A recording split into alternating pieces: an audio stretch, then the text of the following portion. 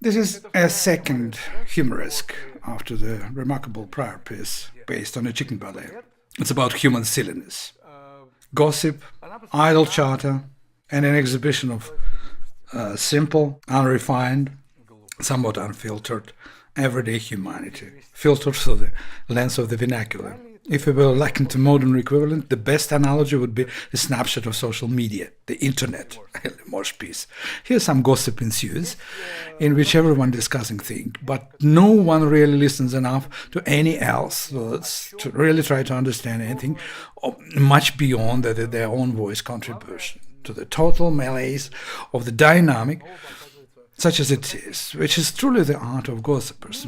Mutual understanding is not nearly important as successful delivery of opinion. The primary goal of Modest Petrovich was to convey the essence of nonsense. Here again, he demonstrates his fantastic mastery of using music as a vehicle to convey ideas. This is a real composer's great gift, and thanks God that he succeeded in his quest to enlighten humanity through the special person. That is, he stepped into the body and soul of a certain person, Modest Petrovich Mussorgsky, and expressed himself through him, because it's such a gift, of course, completely divine, as we usually say in such cases, because we don't know how else to explain it. So what's going on here?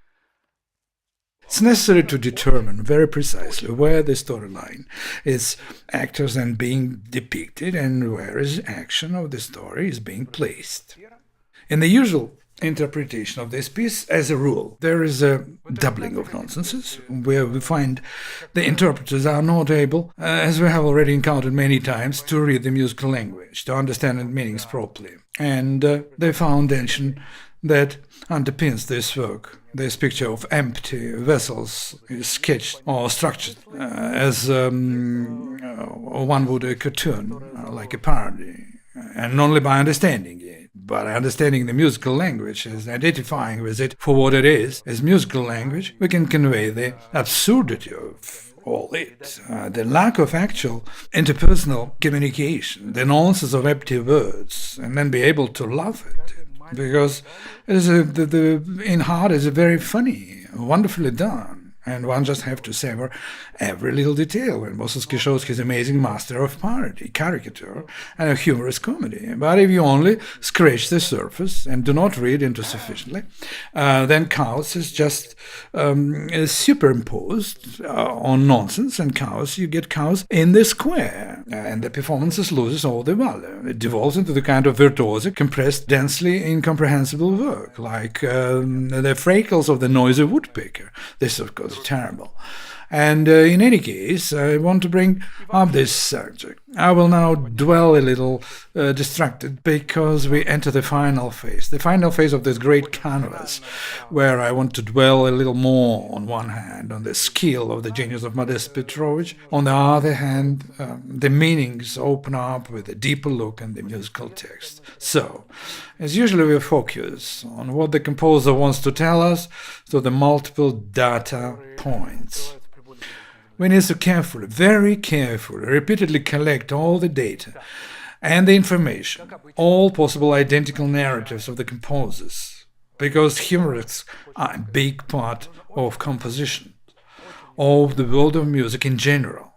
Something that is completely missing, unfortunately, in our concert halls, and what we completely have lost in today's music.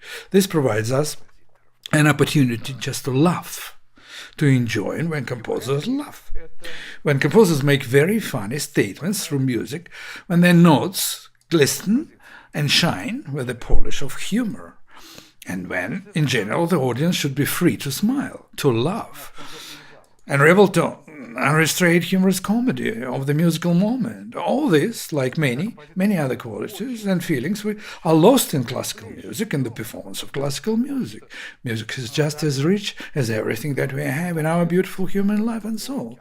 But because of the narrow focus on what I would call exactitude, an overemphasis of detail over substance, which has come to dominate the thinking of the performance of the past many years, there has been some incomprehensible decadent attitude towards classical music, bordering on the dogmatic, overly pseudo-philosophical, political and overly passionate, or even in some cases overly dispassionate mechanization of emotion, which has led to a displeasure of the art form. And let's face it, to grief in the emptying concert halls. And for some reason, the joke, the humor, and the aphoristic spark, the glitter of paradoxes, has become almost extinct. We just are unaware of its existence in music. In fact, our music, what we are presenting, in recent years by classical performance, has in fact mutilated both the body and the soul of music, making it appear very much narrowed in scope due to the way that musical imagery has become oversimplified and its inner meaning subdued for the sake of the superficiality of performance practice, correctness combined with the overt under-analysis of the composer's actual backstory for the sake of perceived historical accuracy. This removes the anthropomorphism that is inherent to the art and so necessary to communicate humanity folded with the music. This paradox between perfect performance and imperfect interpretation denies the music, the basic humanity required to communicate the true intent and the messaging of the composer. So it is essential to recognize to communicate through performance to the most brilliant humor, the most brilliant paradoxes, the most brilliant aphorisms translated through the vehicle of the wonderful musical language. Let's see it. And always we'll go through the marvelous piece. This is wonderful, ridiculous, almost mocking by a good-natured peasant. But S. Petrovich is not implying anything mean-spirited. There is a part of greater character. And yes, as already many times, I had already said many times, this is what we ascribe to the unfortunately overused word great humanist. Well, yes, he is really a great humanist, the man who understands humanity, loves humanity, and all human vices and stupidity, of course, as a very great flaw from which almost all misfortune occur. He treats it with irony and without malice. The first bars of this piece. We must see. We see the people, we see feeling of cheerfulness. Composers always use such a fractional technique to create atmosphere. Well, we do not go far.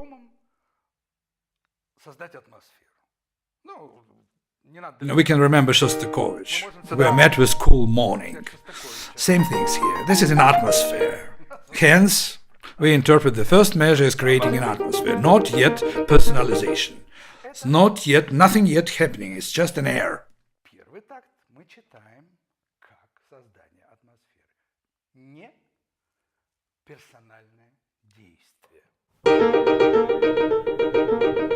Again, we have cinematic presentation. By the way, we're still talking about the matters. I already wanted to convey this idea. Mussorgsky died 15 years before the advent of cinema. In the middle of the 19th century, composers already moved from the planet to planet. They flew, they teleported, invented all kinds of engines, both serious and funny, moved at a distance, invented all possible cinematographic techniques that we know to date, including scene editing, the imposition of frames one on another. This is already all, even in Liszt music. Standing here with us, as I call them, the three musketeers, Schumann, Chopin, and Liszt. These three, they have already created all the techniques of modern cinematography and all the visual and acoustic effects that we can imagine, including the physical and technical discoveries which we utilize today, including space flights, rocket planes, airplanes, and everything else. All this were in their imagination, and all this was transferred already in their music. So we did not invent anything new, we just materialized it. That is, it's quite obvious that people thought about all this and dreamed 1,000 years ago. But in music it was embodied already acoustically visual, in acoustic visual art, let's say, which was born after the appearance of this remarkable three born almost at the same time, Schumann, Chopin, and Liszt, 1.5 years, 2 years earlier. Thanks to these three powerful figures, we already have an unlimited imagination embodied with everyone, with all of today's ideas embodied in music, embodied through music. And of course, Modest Petrovich enjoys and develops all these wonderful things, thanks to his national soil, thanking to his personality and personal characteristics. All these wonderful people, I must say, and we must understand this, their mentality was so fragile, because they lived here in this world and could already embody all these amazing ideas that came to them in their heads. Their psyche were very fragile, and it was always almost on the verge of insanity. But naturally, not in a derogatory sense, not in the sense of idiocy, of something so depressing. No, just overly sensitive people with too much introspection, with incredible imagination. The human body, the human brain cannot withstand the stress of relying upon pure imagination for reality. And we know that all these people I mentioned, they all suffered from hallucination. And Modest Petrovich, and Chopin, and Schumann, they often leaped from one state to another, and when they tried to communicate this to us, fell into another already painful state, when they were frightened by their own visions, when their psyche could not stand it, or almost could not stand it. This is very difficult to discuss, and we will not permit it to distract us as we go further. But I just want you to understand how phenomenal this is, how phenomenal the psyche of these people is, the fantasy of these people, and at the same time the enormous endurance of these people, physical endurance, which endured here the overloads of imagination, ideas, the overload of the work of their brain. Not only they cope with this and did not get permanently committed, they still gave us all this in music and gave birth ideas that are still far from our being materialized in our life, despite the wonderful technology that surrounds us. So they were innovators, and vision is far ahead still of our times. I want you to understand this. I want you to understand how far these people were thinking and seeing. So, atmosphere. Having created the atmosphere, we proceed to the action from the second bar.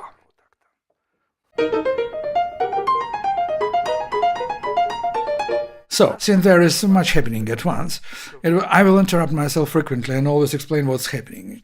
As we know, the musicologist unfortunately cannot tell us anything more than the fact that Modest Petrovich wanted to give us clues as to what is happening here. He actually took the step of writing in French some sort of French gossip, nonsense. When the gossips speak absurd phrases, repeat, ask questions, interrupt each other. So he wanted to tell how it was interrupted. But then he took it and erased it, as it often case with a composer. The same thing happened to Chopin once. Maybe even more than once, we don't know for sure, but the fact that autobiographical information reaches us. Chopin also once wanted to paint much of what he wanted to convey to the performer. Then he also took it and erased everything. Same happened with Beethoven. The same things happened with Ravel. The same thing happened with Shostakovich. They all wanted to bring us the literary exposition, what they put into the music. But then they came to the conclusion that it was useless. The same with Rachmaninoff, who said that the smart will guess, the stupid will still not help. And this idea has always stopped all great composers from always suggesting what is happening. Here's the same thing happened here. Modest Petrovich took and erased everything from his narrative, all this gossip. Well, yes, because there's no real imagination, it will not help a person. He will not realize it anyway. And if there is an artistic imagination, he will read. It is in the musical language, corresponding to the level of his professionalism. But as we know and have already come to conclusion together during this series, musical language remains a mystery for almost all professional musicians. That is the level of phrases and sentences the language is read. But beyond the transparent level of actual words and understanding of the meaning of those musical words, we have nothing. Because of this, we have a lot of nonsenses and misinterpretation. The same is true here if we follow the interpretations that this work presents to us. This little play of Limoges, in general, we will have only the most general idea of what's happening here.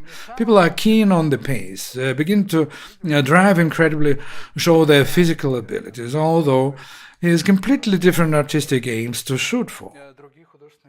Here the most important thing is to convey, firstly, what the characters are talking about. Because we are dealing here with people. We have a market, we have gossip, they talk, they gossip, they speak. And it is so vividly expressed, so precisely expressed in music and its technique that we can decipher everything. We just need to devote time and part of our life to this. Only we can then decipher. And everything else that we hear from the stage is called simply unprofessional approach. So after the creation of the atmosphere, of the fresh, obviously, morning, like all markets are opening 6 o'clock in the morning, must see in market the presence of a large number of people, literally 1, 2, 3, 4, 16 notes, creating atmosphere of a whole already cinematic series. Further, we start to hear voices.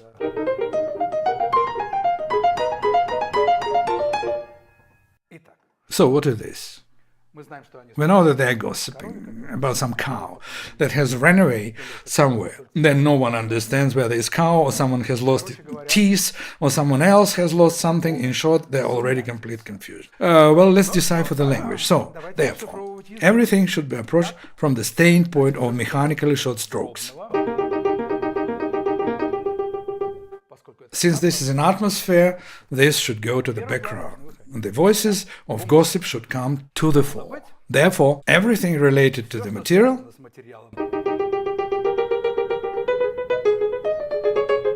this is our accompaniment into the atmosphere.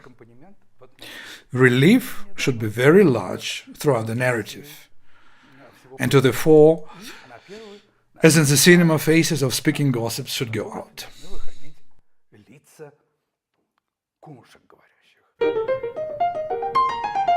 Here is a gossip, ran. Further we have strange for accent. What is it? Here is again, everything is very subtle. Like everything in the real interpretation of music, in the real art, we must definitely decipher what is this with accent. A strong accent is called sforzando in the language of the musician, and what the composer wants to say here. And the composer says, sempre scherzando. It must be very funny, very humorous. But there again, the musicians are so used to feeling like they are at the funeral when they're playing classical music, so that they think, well, scherzando is okay, it seems funny to him. In fact, it is not funny. So usually, for some reason, almost all the performers approach the material and wishes to the composer as composer are a funeral team. And already a prior, it should be boring. And if it's funny to them, then to us it's certainly not funny. Here is such a feeling, on one hand, of inferiority, on the other hand, is incredible superiority. As a rule, this is often combined, unfortunately. A pure Freudism. But the composers were genius people. We recognize this all. We understand all this perfectly. So, if they say scherzando, it's really funny. So, they were funny. It means they made it funny. So, we must laugh. Then the problem we have internally in us. When we don't find comical images, then we don't accomplish much. We do not decipher what is encrypted. And how many scherzos are written by great composers? My God! Every second, third part of the symphony scherzo, or any sonatas, are we laughing in the whole? Never. Is it funny to us? Never. Such terrible things happening in the world of interpretation. So what is it? We're dealing with cartoon. We're dealing with travesty. Well, of course, this is a laughter. The gossip was begun. It was reacted on the gossip. After all, even circus musicians know this laugh. They also played on trumpets, on saxophone, on violins, on cellos, on any wind. And in the end, they're all after such circus laugh. It's usually always in circus, either in the farce on the street. There's always a drama impact with the cymbals. Boom! The clown makes some kind of joke, and it's always accompanied by this stupid cartoon. And the cartoonish musical laughter, ha ha ha ha ha. You see, such a small detail, 8 notes. And how much time should be spent here to understand and decipher what the composer meant here. But then we can adequately execute and deliver. Of course you can spank, like everyone does. Just for accent, but it will not say anything. The whole trouble is that if interpreter does not understand exactly what the conversation is all about, he cannot convey it.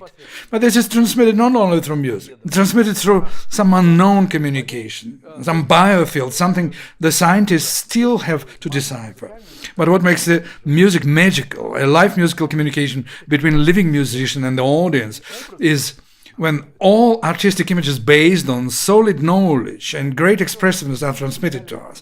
Being in the hall, we cannot feel it, do not understand on the spot, do not understand what the interpreter is telling us, but we will feel it.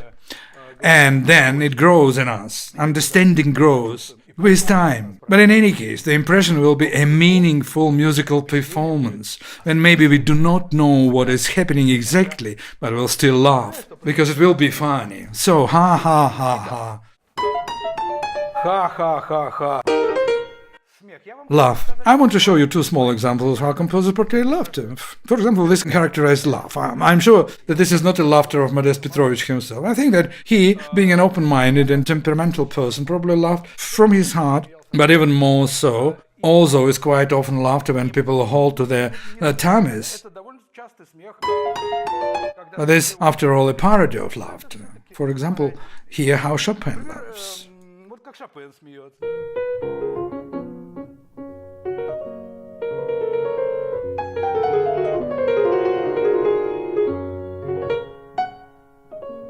But this is, of course, was his own laughter. He's murmured and even choked a little, but after a fit of laughter, he still chuckles. He portraying himself. For example, Liszt portrays laughter.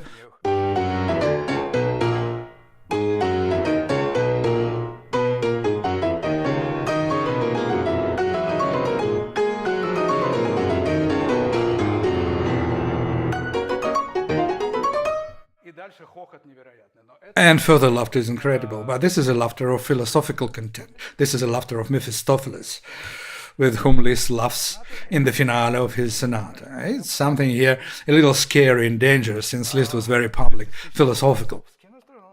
He is a musical philosopher, that's why he usually tells us such things, on the level of Goethe, at the level of Faust, the cosmic or something philosophical cosmic generalization. And therefore, there is another laugh, another laughter. But as you can see, everywhere, all the coda of Liszt sonata is built on the laughter of Mephistopheles. Chopin, as always, is about himself. His laughter is wonderful, charming. Well, Modest Petrovich then gives us a laughter, clown laughter. So let's go further. Modest Petrovich, значит, клоунский смех здесь нам дает. Итак, пойдем дальше. Ха-ха-ха-ха.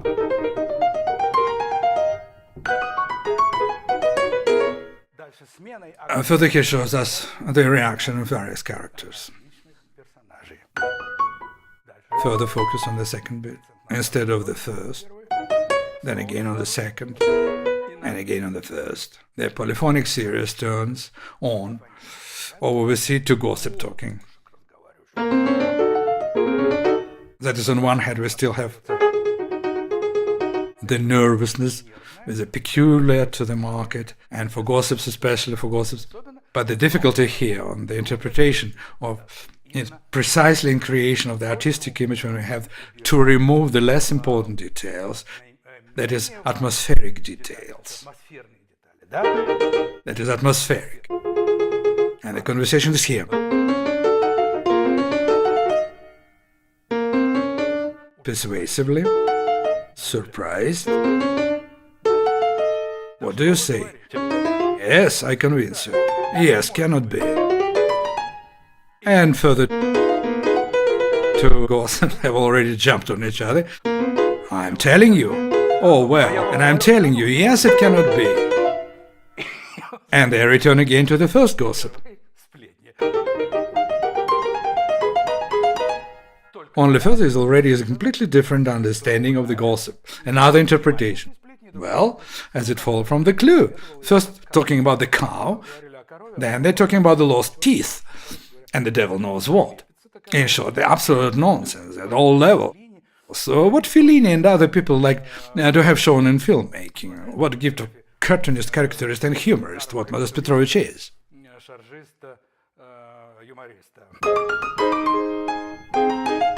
Here already with us, if you remember the first gossip.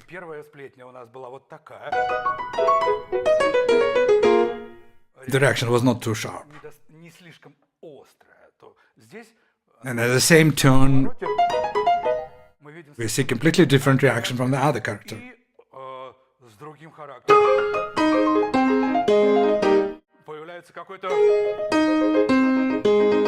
There is something important and fat. There is another character who intercepts the initiative of conversation.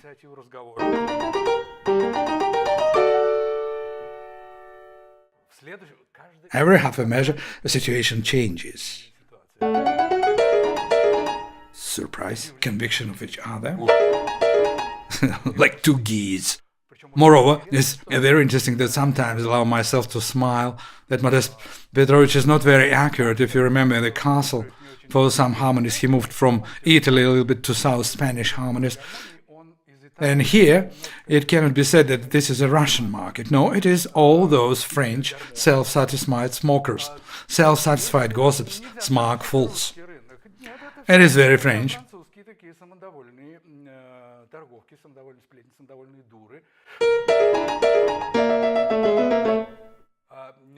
The self-satisfied phrase, incredibly cleverly done.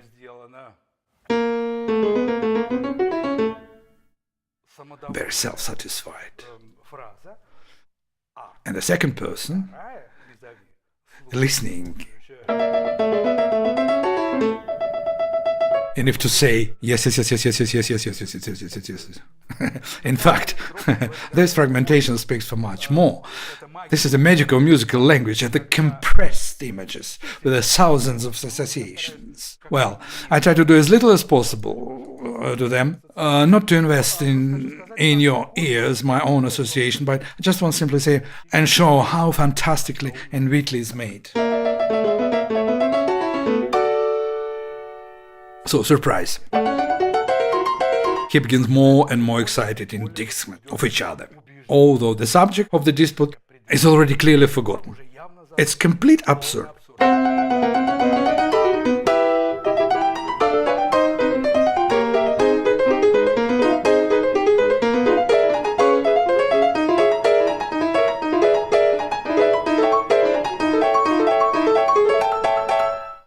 As you can see, everything reaches complete absurdity.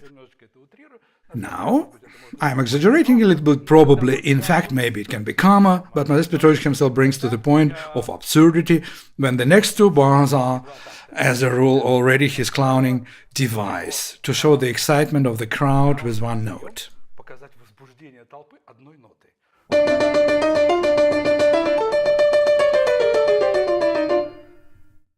That's Mussorgsky tool. He does it.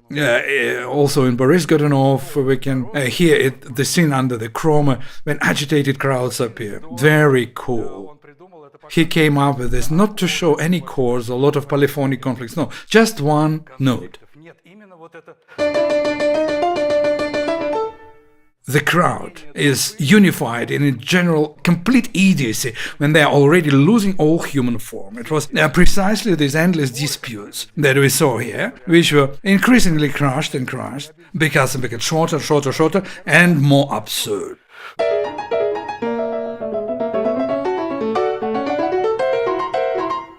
And our task, if you to remember, give the gossip voice, and the listener atmospheric be on the sidelines. That is to create not a flat atmosphere of our picture film, or, if you will, but I create an atmosphere. Because what we play more or less the same, when we will not have depths, we will have a flat, meaningless search of sounds.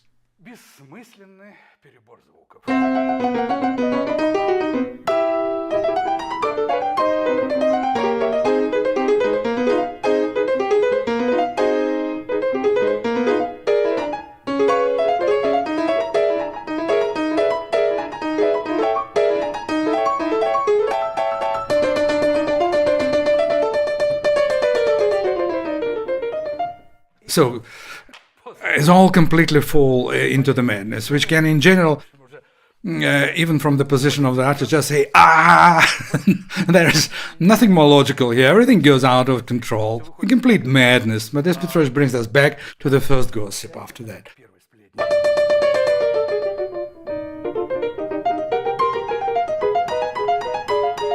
And again, with the clownish laughter, ha, ha, ha, ha.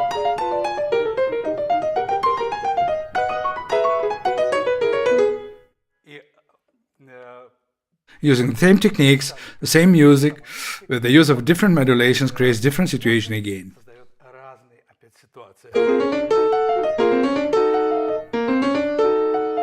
Two lady geese talking, one convinces, the second is surprised.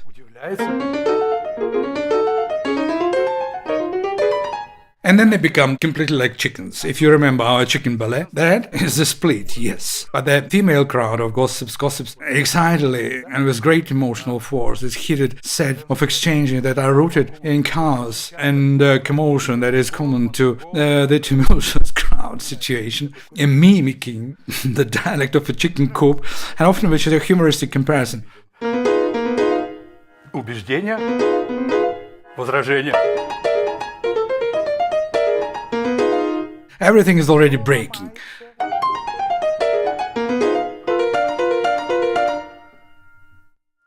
Everyone has already forgotten what was conversation about. Just screaming at each other and jumping with the desire to convince. Only the original impetus or focus were already forgotten. And further on, as often does Modest Petrovich, and as many composers who are able to engage in narrative and very well artistic images, and who, if you use English storytellers, tell us a story. And this is in general almost all the composers of the 19th century. As a rule, are romantics. We are told a story. They're all storytellers. And in general, this is one of the most valuable abilities of the composer, to tell a story in tones.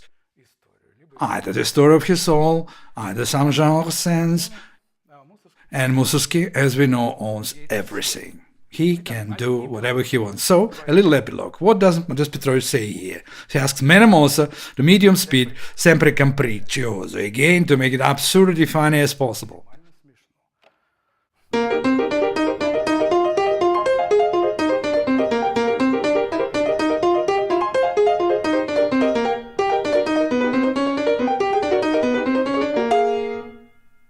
What are this? In principle, the same thing. Only as that if the camera moves away from the atmospheric driving force remains, on the one hand. On the other hand is a typical theatrical reception, theatrical circus, opera, ballet, or whatsoever. When all actors are already before us, ready to bow, at the end, after a comedy piece or television show, if you wish, a comedy show, there's a typical buffoonery. When they just parade of fools or clowns parade. That's all who spoke, everyone participated. The action slowed down very often. They use it in the ballet. When all clowns begin to march just before us in the proscenium. Just fools becoming real fools and show that they're fools. And everybody already understands that it's a buffonade.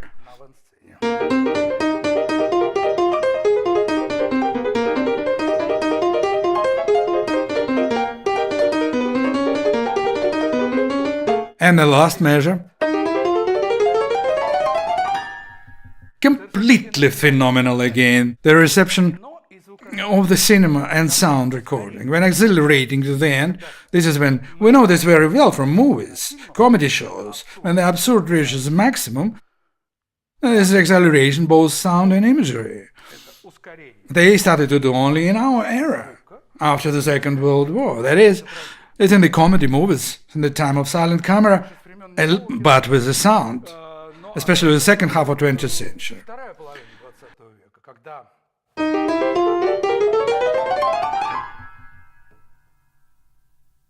And to this day, it's used in television comedies and all shows. Wherever the director wants us to emphasize absurdity, he uses this technique. So we see this method has already been invented in fantasy and in the head and in the soul of musician composers. Then came to the cinematography and audio recordings and reached us in full perfection this idea visually and audio only in our days. So I will play the whole four measures, that is parade of fools and the acceleration of the absurd, when the author wants to say as well, God is with you, it will continue human stupidity in infinite, and he accelerates all this and leads the picture to complete absurdity, and how he waves his hand and say humanity is incorrigible. Exactly. And it's complete absurdity. Like Mussorgsky says as, yes, guys, you're gonna be sick forever. Well, to this day it's relevant.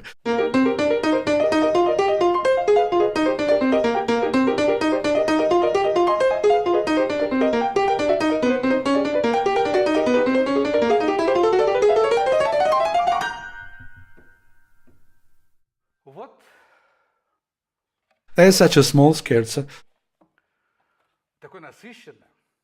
such rich, funny, parodic, fantastically transmitted atmosphere and fully expressed what the author wanted to tell us. Many thanks, my dear friends.